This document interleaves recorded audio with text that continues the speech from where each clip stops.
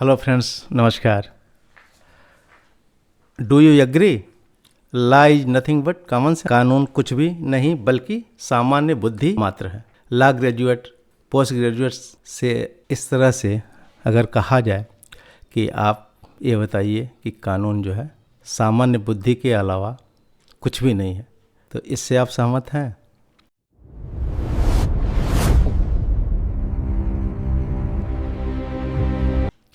दोस्तों, मैं 97 बैच का जुडिशियल ऑफिसर हूँ। इंटरव्यू में सबसे पहले क्वेश्चन यही किया गया था। इसका आंसर देने के लिए हमें सबसे पहले ये जानना होगा कि कानून है क्या। तो कानून की परिभाषा चाहे सामान्य रूप से ये कहा जाता है कि विधि, अधिकार एवं दायित्वों का उचित समन्वय है। Law is the proper coordination of rights and responsibility. कानून समाज के व्यवहार को नियंत्रित करने वाले सभी सिद्धांतों, नियमों एवं विनियमों का संग्रह है जो राज्य द्वारा लागू होती है। सुविधा के अनुसार से विधि को उनकी प्रकृति को देखते हुए उन्हें दो भागों में बांटा जा सकता है: सब्स्टेंटिव लॉ, सारवान विधि या प्रोसीजरल लॉ। सारवान विधि, इसे मौलिक विधि, मूल विधि भी कहते हैं। जैसे कौन सा कार्य अपराध है, कौन सा अधिकार किसे मिलेगा, किस पर कौन सा दायित्व है, यह सब सारवान विधि निर्धारित करता है। इस प्रकार स्पष्ट है कि सारवान विधि वह कानून है जो व्यक्ति एवं समूह के अधिकारों और दायित्वों को निर्धारित करता है। मतलब ये हुआ कि सारवान विधि कानून की व्याख्या करता है कि ये क्या है, उसका नेचर क्या है, प्रकृति क्या है। अब आता है कि सारवान विधि का स्रोत क्या हो सकता है। विधायिका कानून बनाती है, न्यायिक निर्णय, रीति रिवाज, कस्टम, विधि शास्त्रीय ग्रंथ और आर्टिकल 141 जब कोई वर्डिक्ट सुप्रीम कोर्ट देता है तो ये सब सारवान विधि। अच्छा, कभी कभी ये होता कोई विधि है ही नहीं है। जैसे फंडामेंटल राइट के संबंध में आपने सुना होगा केशवानंद भारती का, इस रूलिंग को आपने सुना होगा कि केशवानंद भारती का केस जब आया था तो उसने व्याख्या किया था कि मौलिक अधिकार की रक्षा करनी है और मौलिक अधिकार में क्या क्या शामिल है। बात समझ में आ गई कि मौलिक अधिकार, सब्स्टेंटिव लॉ क्या होता है, वो अधिकार और दायित्व है। और इसमें इसके स्रोत कौन से हैं? आईपीसी में केवल अपराध को परिभाषित किया गया है और अपराध को ब्रेक करने पे जो पनिशमेंट होता है उसको दिया गया है। न्याय एक्ट, भारतीय न्याय संहिता, कॉन्ट्रैक्ट एक्ट, ये सब जो है सब्स्टेंटिव लॉ की श्रेणी में आते हैं। दूसरा लॉ आता है प्रोसीजरल लॉ, प्रक्रियात्मक विधि, वह नियम जिसके अनुसार न्यायिक प्रक्रिया संचालित होती है। इसे प्रक्रियात्मक विधि भी कहते हैं। जैसे जांच, कहाँ जांच कैसे होगी? आईपीसी के माध्यम से तो होगी नहीं, वो सीआरपीसी का प्राविधान देखना पड़ेगा। भारतीय न्याय सुरक्षा संहिता को देखना पड़ेगा। एविडेंस को देखना होगा कि साक्ष्य विचारण में एविडेंस की ज़रूरत पड़ती है। तो जांच, विचारण, गिरफ्तारी, निर्णय आज जो है ये प्रोसीजरल लॉ के पार्ट है। प्रक्रियात्मक विधि यह तय करता है कि न्यायालय की कार्रवाई कैसे चलेगी। अधिकार एवं कर्तव्य लागू करने की विधि है प्रक्रियात्मक विधि। इसे एडजेक्टिव लॉ भी कहते हैं क्योंकि यह सब्जेक्टिव लॉ सारवान विधि द्वारा जो अधिकार दिया गया है उसको लागू करता है। अच्छा, प्रक्रियात्मक विधि के उद्देश्य क्या है? निष्पक्ष न्याय होना। प्रक्रियात्मक विधि यह भी सुनिश्चित करता है कि न्यायालय में मामलों की सुनवाई उचित तरीके से हो, सभी पक्ष को समान अवसर मिले, जैसे स्थिरता हो, निष्पक्षता हो, पारदर्शिता हो, अधिकारों का संरक्षण हो। इसके जो सिद्धांत हैं उसमें ये पहला सिद्धांत यही है कि निष्पक्ष सुनवाई होनी चाहिए और किसी जज को न्यायालय में निर्णय देते हुए पूर्वाग्रह से ग्रसित नहीं होना चाहिए। इसको जो लैटिन फेज है उसको कहते हैं नेमो जूडेक्स इन काजा सुआ। पूर्वाग्रह से मुक्त होना चाहिए जस्टिस को। तीसरा कारण क्या है? कारण बताने का अधिकार। आप कोई जजमेंट क्यों कर रहे हैं, किस आधार पे कर रहे हैं, ये भी आपको बताना होगा। एवं समता और समानता भी आपको देखना पड़ेगा। पारदर्शिता एवं तर्क संगतता भी आपको देखनी होगी। तो प्रोसीजर लॉ क्या है? वो आपको कानून बताता है कि हमको किस तरह से कानून को लागू करना है। इसमें आता क्या क्या है? आपकी सिविल में सीपीसी, सीआरपीसी पुराना एक्ट, नए में भारतीय नागरिक सुरक्षा संहिता और एविडेंस। ठीक है, तो अब हमने ये जाना कि कानून क्या है। कानून अधिकार और दायित्वों का उचित समन्वय है। कानून दो प्रकार का होता है। कौन कौन होते हैं? एक जो होता है प्रक्रियात्मक विधि होती है, और एक जो है सब्सटेंटिव लॉ होता है, एक प्रोसीजरल लॉ होता है।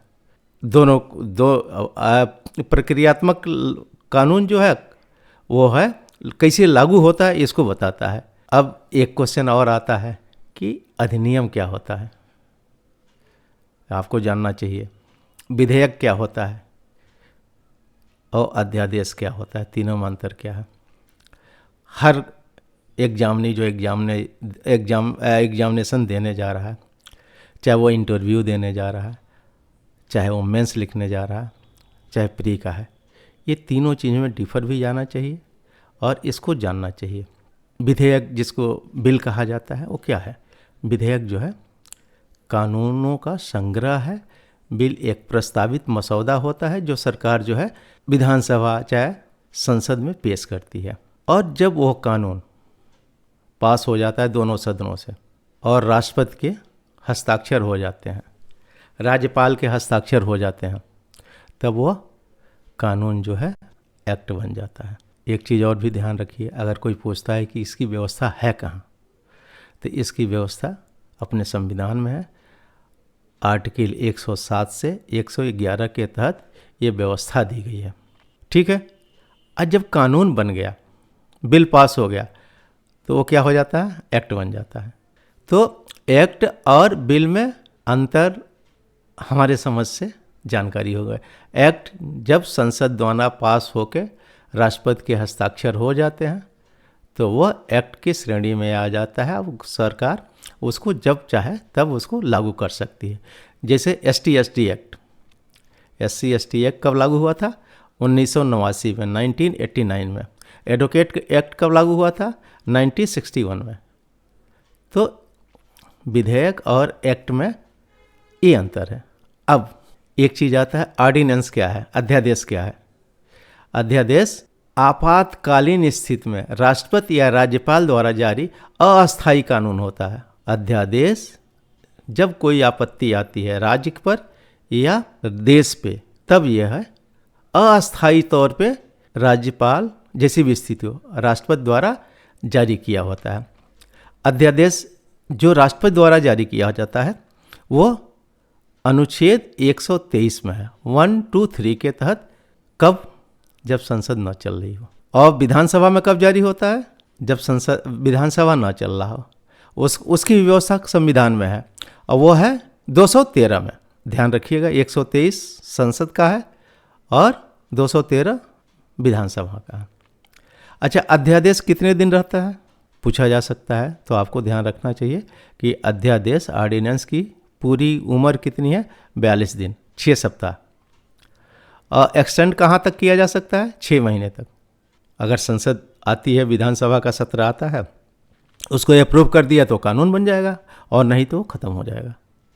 और राष्ट्रपति या राज्यपाल जैसी भी स्थिति हो, जब चाहे उसको विथड्रॉल कर सकता है। तो ये जान लिया कि 6 सप्ताह की होती है अधिकतम। इसकी उम्र कितनी होती है? 6 माह की होती है। अनुमोदन न मिलने पर या अस्वीकृति हो जाने पर, किसके द्वारा? राष्ट्रपति या राज्यपाल के द्वारा, ये अपने आप ही समाप्त हो जाती है। राष्ट्रपति इसे किसी भी समय वापस ले सकता है।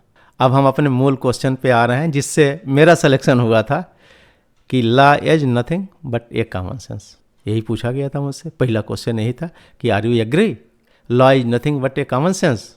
मैं तो घबरा गया था। ये सभी लोग कहते हैं, लेकिन ये सही नहीं है।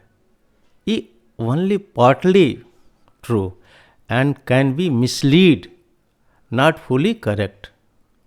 Common sense differ from person to person and culture to culture. So if law were only common sense, there would be constant disagreement about what is law actually is. बात समझ में आई कि अगर कॉमन सेंस है तो उसको execute कैसे हम कराएंगे, वो एक्ट अपन कैसे होगा। तो कहने के लिए तो अच्छा है कि लॉ कुछ नहीं है, कॉमन सेंस है, लेकिन ये सही नहीं है। ये अगर सही है तो मात्र आधी बात सही है, पूरी बात नहीं है।